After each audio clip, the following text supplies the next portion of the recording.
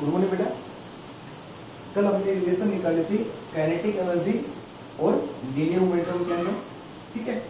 मैंने कहा उसमें न्यूमेरिकल निकालेंगे कल, ग्राफिकल निकाल लिए थे, और उसमें न्यूमेरिकल्स निकालते परसेंटेज के, ठीक है। तो किस टाइप के क्वेश्चन है वो देखना ध्यान से एक बार। ये क्वेश्चन आते हैं आपके आईआईटी के एग्जाम के अंदर भी, जो आपका बोर्ड एग्जाम है, स्कूल के एग्जाम होते हैं उनके अंदर भी इंपॉर्टेंट क्वेश्चन है इनकी। तो क्या जैसे क्वेश्चन ये आता है, इफ परसेंटेज इंक्रीज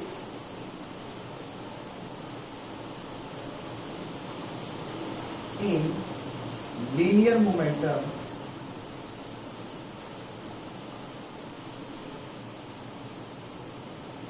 by 50%, ठीक है। क्या बोलते कहते हैं, if the linear momentum of the body is increased by 50%, ठीक है, then what percentage change decrease या इंक्रीज, वो आप देखोगे लास्ट में कि डिक्रीज होगी कि इंक्रीज होगी, percentage change in kinetic energy, ठीक है। पहले हम चेंज करेंगे मोमेंटम के अंदर, तो काइनेटिक एनर्जी में कितना चेंज होता है वो फाइंड करेंगे। उसके बाद उल्टा करेंगे, काइनेटिक एनर्जी में चेंज मोमेंटम में कितना परसेंटेज चेंज होता है वो कितना आएगा, ठीक है। ध्यान से सुने, छोटा सा टॉपिक है, बड़ा टॉपिक नहीं है। तो कैसे निकाला वो देखो। तो सबसे पहले आप इसके अंदर इनिशियल और फाइनल अपनी तरफ से मान लें कि भाई इनिशियल क्या है, फाइनल क्या है, ठीक है। तो लेट हम लिख दें कि भी P और K ये तो क्या है, initial momentum and kinetic energy. Momentum कौन सा, लीनियर मोमेंटम, ठीक है ना। और ऐसे ही एंड हम मान लें P dash and K dash, ये दोनों क्या हैं, final momentum and kinetic energy, clear. अब अकॉर्डिंग टू क्वेश्चन उसने क्या दिया है वो देखते हैं। गिवन उसने कहा कि percentage increase in momentum by 50%, by इसका मतलब जो पहले था उसमें 50% और ऐड करना है हमें, और ऐड करना है हमें। डिक्रीज होता है तो उसमें सबट्रैक्ट करते हैं, माइनस करते हैं। अब इंक्रीज हो रहा है तो उसमें क्या करेंगे, आप ऐड करेंगे। आप तो क्या लिखेंगे, फाइनल जो आया, फाइनल का नाम क्या लिखेंगे, P डैश। तो P dash is equal to कितना, पहले में, पहले क्या है P, उसमें ऐड कर दो कितना परसेंट, 50%, 50% ऑफ P का। तो P में 50% ऑफ P और ऐड करें तो उसको हटाने के लिए, परसेंट को हटाने के लिए डिवाइड बाय क्या करते हो, 100, डिवाइड बाय 100। तो ये क्या बनेगा, हम इसको कह सकते हैं कि P dash is equal to P plus, इसको हटाओगे तो 50/100 ऑफ P मीन्स 1/2। तो P प्लस P/2 कितना बनेगा, 3P/2। तो P dash is equal to 3P/2 आया कि नहीं आया, आगे। आप इन दोनों का निकालते ratio, P dash by P कितना आएगा, तो P डैश बाई P आया 3/2। पहले आप क्वेश्चन को कंप्लीट एक्सप्लेन कर अच्छे से लिखे, उसके बाद 2 दिन आप क्वेश्चन करोगे आपको पता चल जाएगा कैसे क्या करना है, आप उसको शॉर्टकट कर सकते हैं आप, ठीक है। जहां 8 से 10 लाइन में सोल्व होगा, अब उसको 4 से 5 लाइन में सोल्व कर पाएंगे फिर। तो हमारे पास आंसर आ गया P dash by P is equal to 3/2। अब आप देखो यहाँ पे मोमेंटम हमारा 3/2 आया, इसका मतलब क्या हो रहा है, इंक्रीज तो वही है, 3/2 आ गया। अब मोमेंटम और काइनेटिक एनर्जी के अंदर क्या रिलेशन होगी, यानी 3/2 को समझे ना, कि अगर हमें देखा जाए, अगर वो परसेंटेज उसने नहीं पूछा होता, उसने ये पूछा होता कि भाई फाइनल मोमेंटम आएगा ही कितना, तो आप ये कह सकते थे कि फाइनल मोमेंटम आया 3/2 ऑफ P, यानी 1.5 टाइम्स ऑफ P बना, है ना। तो अगर P आपको दिया होता इनिशियल, तो फाइनल आप निकाल देते, लेकिन उसने बात परसेंटेज की है तो वही निकालेंगे भाई, चलो। अब मोमेंटम का सोल्व हो गया, अब आपको निकालना है कि काइनेटिक में कितना होगा। तो मोमेंटम और काइनेटिक में रिलेशन थी, याद करें। काइनेटिक अगर निकालनी थी तो काइनेटिक का फॉर्मूला ये था k is equal to P square divide by 2m। ये थी बेटा। इसका मतलब यहाँ पे मास के अंदर कोई यहाँ पे फर्क नहीं है, कोई चेंज नहीं है, ओनली मोमेंटम के चेंज होने से काइनेटिक में चेंज आएगा। तो ओनली मोमेंटम का प्रोपोर्शनल ले लेते हैं, तो हम इसको ये कह सकते हैं k is proportional to p square, only p square. ठीक है भाई। या फिर आप सीधा ये भी कर सकते हो, आप दोनों मेथड बता देता हूं, दोनों जो आपको अच्छा लगे वो कर लेना। तो k proportional to p square, same ऐसे ही k डैश भी प्रोपोर्शनल किसके हो जाएगा, p डैश स्क्वायर के। जब इनिशियल काइनेटिक एनर्जी प्रोपोर्शनल है स्क्वायर ऑफ मोमेंटम के, तो फाइनल काइनेटिक एनर्जी भी मोमेंटम के स्क्वायर के प्रोपोर्शनल होगा। आप इन दोनों को डिवाइड करेंगे, k डैश को k के, तो वो इक्वल आ जाएगा p डैश स्क्वायर और डिवाइड बाय p, यानी कि कंबाइंड का उस पे कर देते हैं। ठीक है। और अगर आप इसको प्रोपोर्शनल नहीं करें तो आप यहां से इसको अच्छे सोल्व कर सकते हो।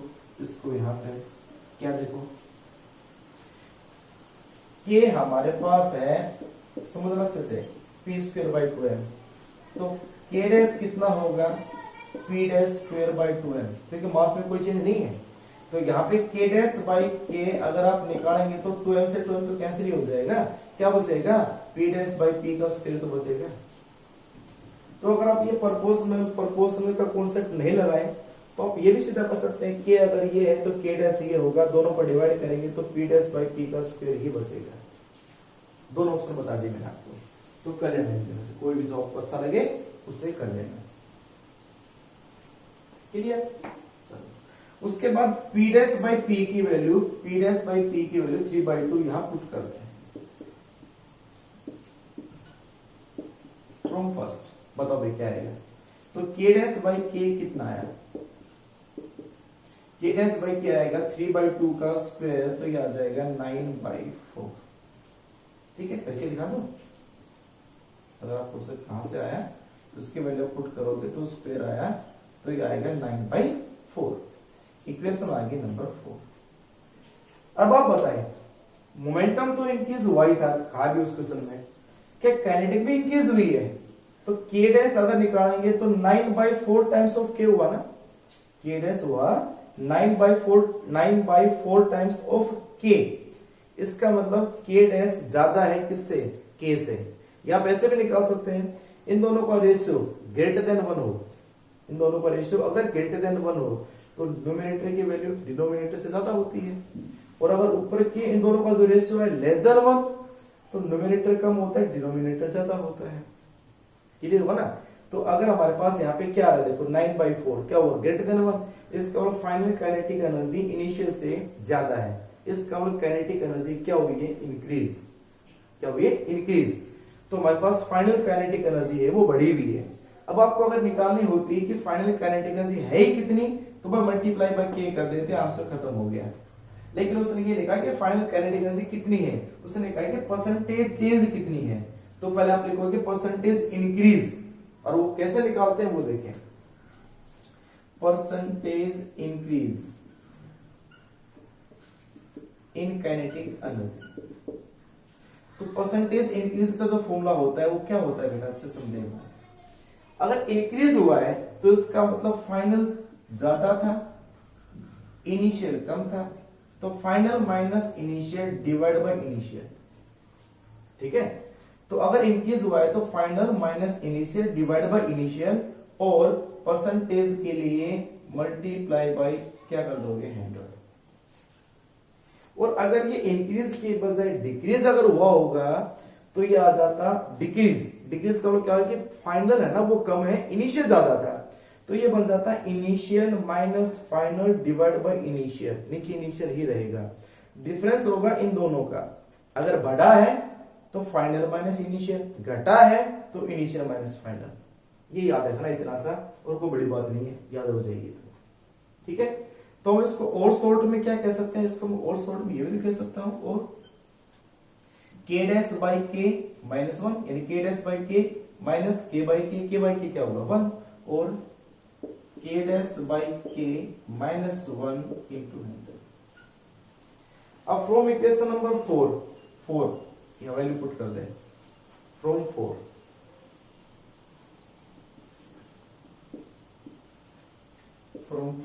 बताओ क्या बनेगा। तो ये आया k डैश बाई k, तो k डैश बाई k की वैल्यू क्या है 9/4 एंड -1 एंड मल्टीप्लाई बाई 100। अब आप इसको सोल्व करोगे तो 4 होगा, तो ये क्या बनेगा 9 में से 4 गया तो 5, तो 5/4 इंटू 100 ये हो जाए कितना 25, तो 25 इंटू 5 क्या बनेगा 125। ठीक है ना। तो हमारे पास percentage increase in kinetic energy कितनी आएगी 125, 125% इंक्रीज होगी काइनेटिक एनर्जी इनिशियल से। ठीक है, तो ये था हमारे पास मोमेंटम में जो चेंज था उससे काइनेटिक एनर्जी कैसे चेंज होती है। ठीक है, आप उसको नोट करो, स्क्रीनशॉट ले इसका जल्दी से करा। ठीक है, कर बेटा जल्दी इसको करो। तो एक क्वेश्चन को आप खुद ट्राई करना, इसी टाइप का करना। बस जैसे मैंने यहाँ पे क्या लिखा percentage increase in momentum by 50%, आप खुद ट्राई करना। एक बार यहाँ 50% की जगह 100% लिख के जरूर करना, जरूर से देख देख कर लेना, कोई बात नहीं, लेकिन स्टेप थोड़ा देखते जाओगे तो भी आपको याद होता चला जाएगा। तो यहाँ पे लिखा मैंने 50%, आप 100% लिख के इसको सोल्व करना एक और, बिल्कुल यही इंक्रीज, यही मोमेंटम, सब कुछ क्लियर। फिर अगर एक क्वेश्चन आ जाए इसी क्वेश्चन में कि द परसेंटेज इंक्रीज के बजाय percentage decrease in momentum, third question, जहां परसेंटेज इंक्रीज था वहां परसेंटेज डिक्रीज हो जाए इन मोमेंटम, और वही 50%। Decrease by and decrease to difference है, दोनों बता देता हूं। Decrease by, this is decrease by. Decrease by का मतलब होता है जिस तरह इंक्रीज बाय था कि भाई जिस तरह P में ऐड हुआ 50%, ऐसे ही P में सब्ट्रैक्ट हो जाएगा 50%। क्लियर? ठीक है, घटा दोगे, घटा दिया, कितना बनेगा ये P माइनस P/2 P/2, दोनों का रेशियो निकालोगे तो 1/2 आएगा। देखते जाना 1/2 आएगा। ये ऐसा कैसे, ये ऐसा कैसे, ये ऐसे कैसे। P डैश बाई P की वैल्यू 1/2 पुट करोगे, P डैश बाई P की वैल्यू 1/2 पुट करोगे, 1/2, तो 1/2 का स्क्वायर क्या बनेगा 1/4 हो गया। Percentage increase in kinetic energy क्या बनेगी, अब क्या हुआ है, इंक्रीज हुआ है कि डिक्रीज हुआ है, देखें K डैश बाई के 1/4 है, फाइनल कम है इनिशियल से, डिक्रीज हुआ है, तो ना कि इंक्रीज, क्या लिखेंगे डिक्रीज। तो ये बन जाएगा परसेंटेज डिक्रीज। तो ये क्या होगा initial minus final divide by initial. अब फर्क किस बात का होगा, जहां K dash by K minus 1 था, तो ये बन जाएगा K बाई K क्या होगा 1, तो 1 ये उल्टा हो जाएगा सारा, तो ये आ जाएगा 1 minus K dash by K, उल्टा कर दो, 1 minus K dash by K कितना है 1/4, एलसीएम लोगे तो 4 माइनस 1 3/4, तो ये आ जाएगा 3/4 इंटू 100, ये कट जाएगा 25, ये आ जाएगा 75। बताओ भाई, ठीक है, इसको नोट कर लो अच्छे से इसको आप।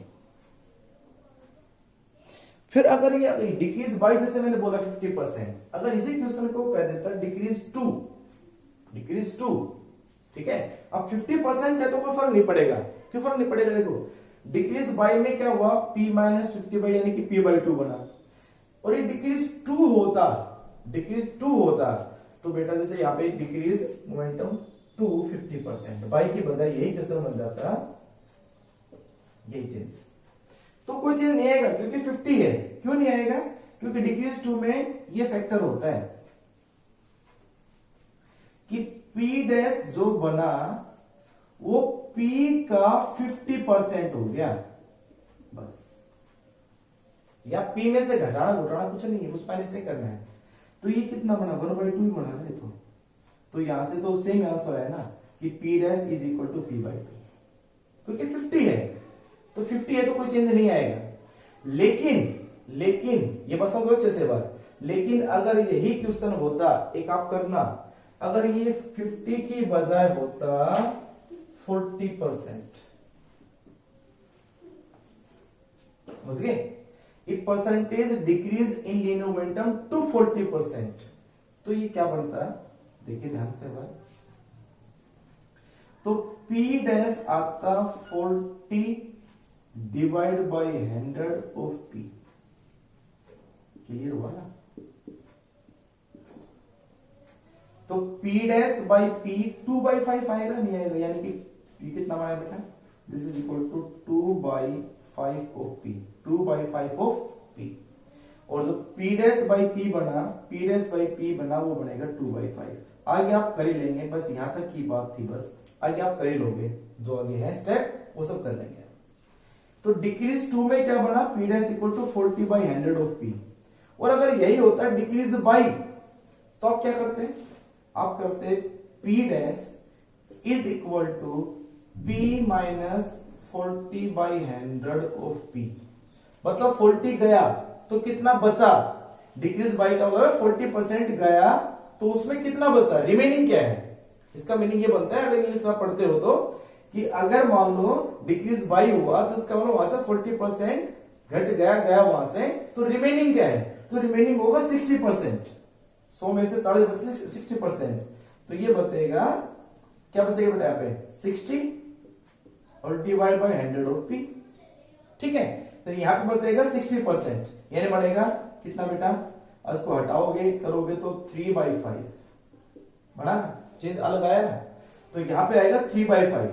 और अगर होता है डिक्रीज 2, इसका मतलब वो बन गया है उतना, डिक्रीज 2 का मतलब वो 40% ही हो गया, तो 40% ही हो गया means P dash equal to 40/100 of P।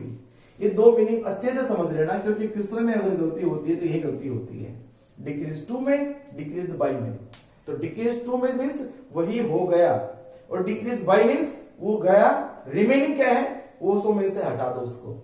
तो भाई ये फर्क है इन दोनों में से। तो एक क्वेश्चन को आप 2 का या बाई का आपको ट्राई करके करना है इस पे। क्लियर? तो ये तो था मोमेंटम में चेंज होने से काइनेटिक एनर्जी में क्या चेंज आता है। फिर हम दूसरा करते हैं उल्टा, जिस इस रिवर्स। अब इसको नोट कर लें एक बार, ये दो बातें थे सारी, ये आगे आप इसको कर लेना एक बार इसका कर लेना 2/5 का, 2/5 का, एक बार कर लेना 3/5 का। तो ऐसे 3-4 क्वेश्चन कर लोगे तो आप एक्सपर्ट हो जाएंगे, और ऐसे क्वेश्चंस आते हैं एग्जाम में। क्लियर? ठीक है, देखो आगे नेक्स्ट। अब उसको उल्टा करते हैं।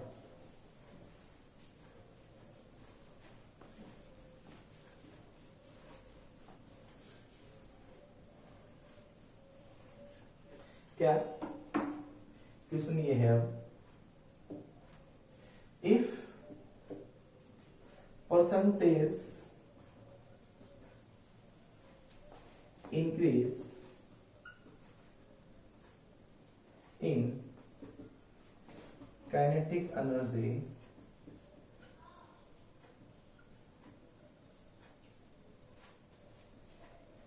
by 21%, then what percent change in momentum. तो मोमेंटम में कितना परसेंटेज चेंज होगा। ठीक है, अगर काइनेटिक एनर्जी में 21% चेंज हो रहा है तो मोमेंटम में कितना परसेंट चेंज होगा, कैसे फाइंड करेंगे। मेथड वही है करने का, बस थोड़ा सा फॉर्मूला बना वो थोड़ा सा चेंज हो जाएगा और कुछ नहीं।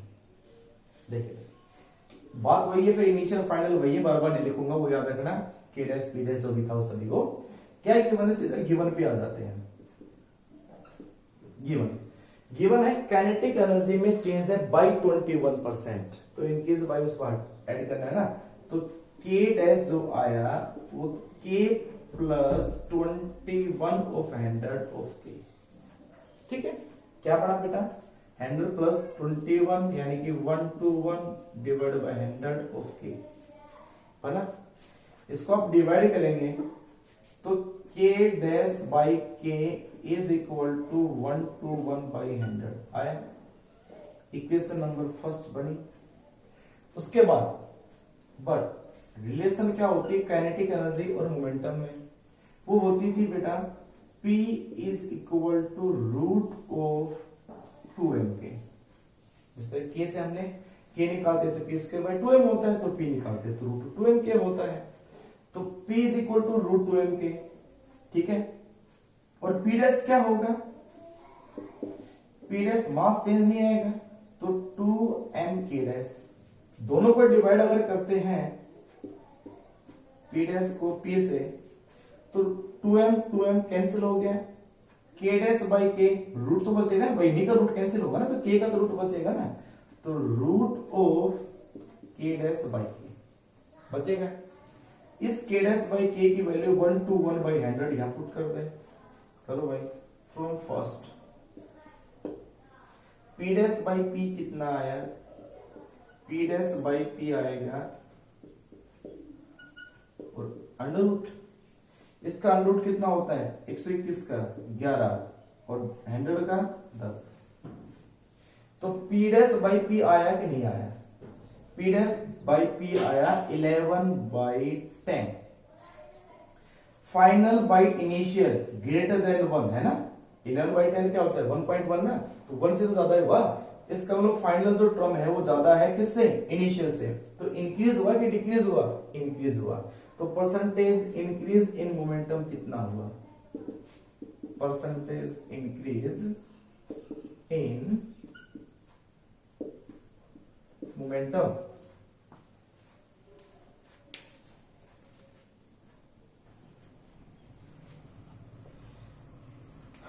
रिकॉर्डिंग में दिक्कत आती है फैन चलाने से बेटा, आवाज साफ नहीं आती फिर। तो परसेंटेज इंक्रीज इन मोमेंटम कितना होगा? तो देखो बेटा, तो यहाँ इंक्रीज हो रहा है ना, 11 बाई 10 है तो ग्रेटर देन 1 हुआ। तो परसेंटेज इंक्रीज कैसे फाइंड करेंगे? आपको अभी तरीका समझाया था। This is final minus initial divide by initial multiply by 100। ठीक है, चलो वैल्यू पुट कर दो। और क्या उसको क्या लिख सकते हैं? और हम इसको लिख सकते हैं ना क्या कि p dash by p minus 1। देखो मैं कंप्लीट एक्सप्लेन कर रहा हूं, उसके बाद जब आप क्वेश्चन करें तो आप जरूरी नहीं कि हर स्टेप को करें, हर एक स्टेप को कम कर सकते हैं आप इसमें से।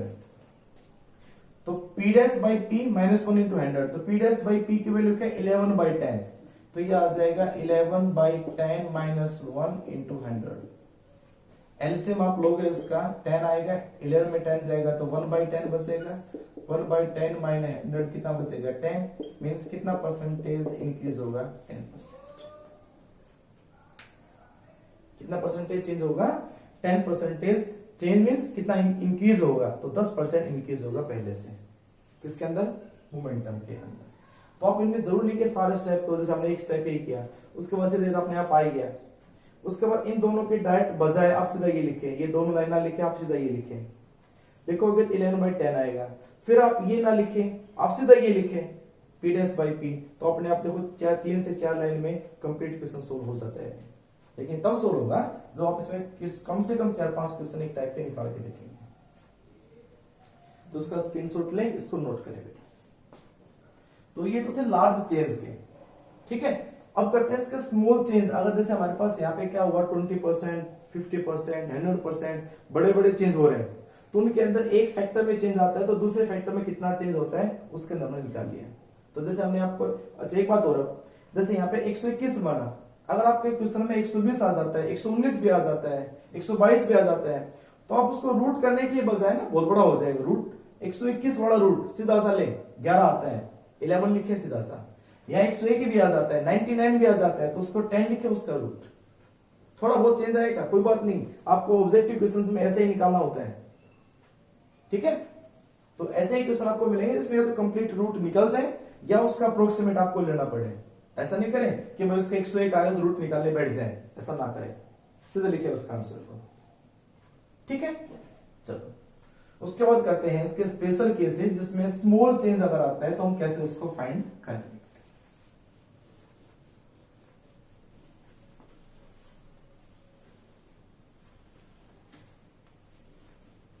स्पेशल केसेस, ठीक है, एक सेकेंड। तो स्पेशल केसेस में करते हैं इसमें अब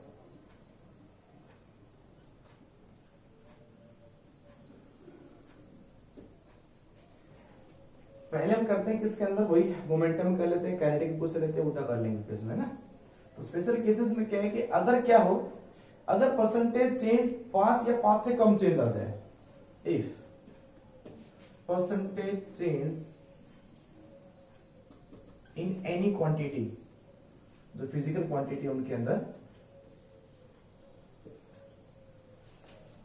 is less than equal to 5%। इसके लिए है किसी भी क्वांटिटी में अगर परसेंटेज चेंज 5% से कम या ज्यादा हो, और वो चेंज में से इंक्रीज हो या डिक्रीज हो, कभी इंक्रीज बाय 5% या डिक्रीज बाय 5%, कुछ भी हो, 5% के आसपास अगर चेंज आए तो उनमें क्वेश्चंस कैसे करेंगे आप, इतना बड़ा नहीं करेंगे। शॉर्टकट एक फॉर्मूला होता है, जिस तरह एरर फाइंड करते हो उस तरह से यहां से फाइंड कर सकते हो। जिसने एरर का चैप्टर पढ़ा है वो आसानी से कर सकता है इसको, बहुत आसानी से। देखिए तो अगर क्वेश्चन ऐसा बन जाए, पहला क्या कि इफ परसेंटेज चेंज, अब चेंज में चाहे इंक्रीज हो चाहे डिक्रीज हो, इंक्रीज और डिक्रीज, ठीक है, इन किसमें बेटा, मोमेंटम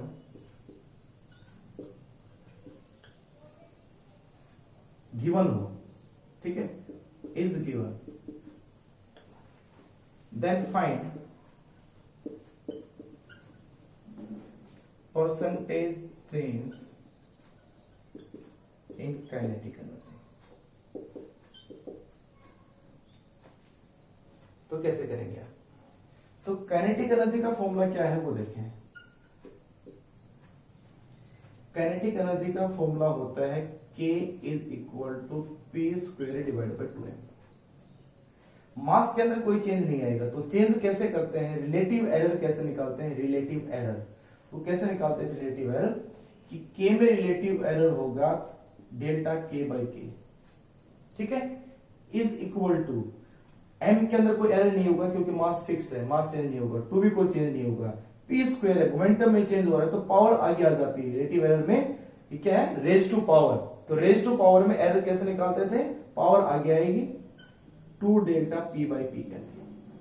लेकिन परसेंटेज निकालना है तो भाई मल्टीप्लाई बाय 100 यहां लिखोगे एंड मल्टीप्लाई बाय 100 यहां लिखोगे, अगर परसेंटेज निकालना है तो बस, और क्या इसके अंदर इतना सा काम करना है।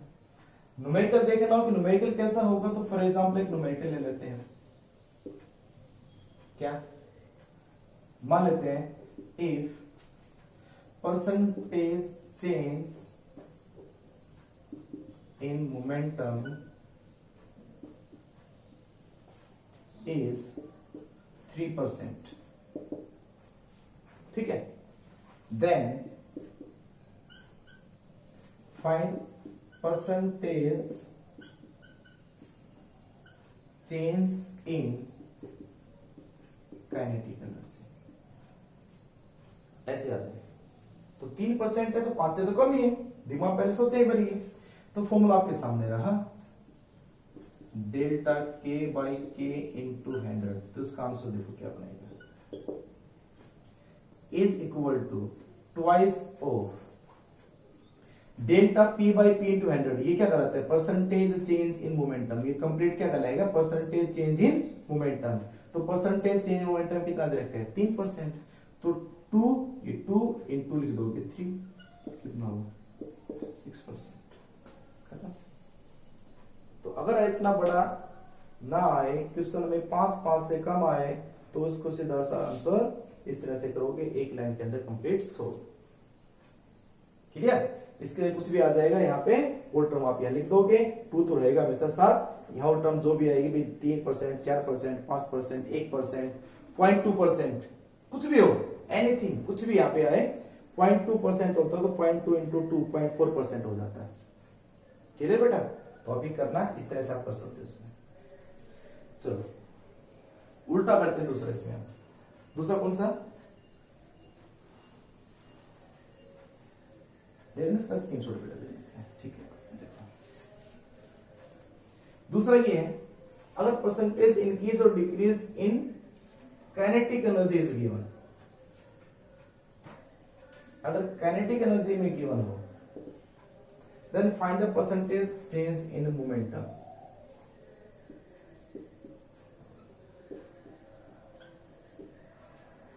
तो मोमेंटम में कितना परसेंटेज चेंज आएगा, कैसे करेंगे आप? उसको क्वेश्चन 1 मान लेना, इसको क्वेश्चन 2 मान लेना, जो स्पेशल केसेस हैं। तो देखो बेटा, अब मोमेंटम निकालना, तो मोमेंटम का फॉर्मूला क्या था? वी नो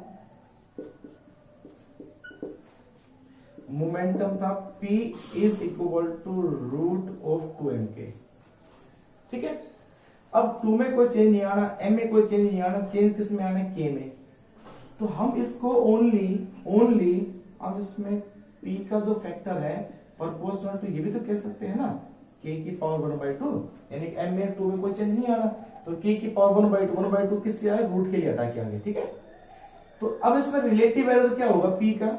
अब p का रिलेटिव एरर होगा delta p by p is equal to k का रिलेटिव एरर क्या होगा? पावर आगे आ जाएगी, पावर आगे आएगी डेल्टा k बाई k।